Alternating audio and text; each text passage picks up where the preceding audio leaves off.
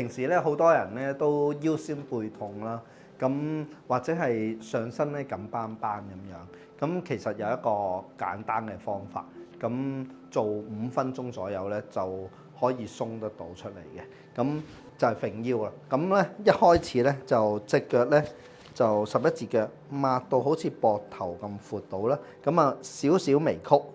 咁跟住就係咁樣揈嘅啫。咁初頭咧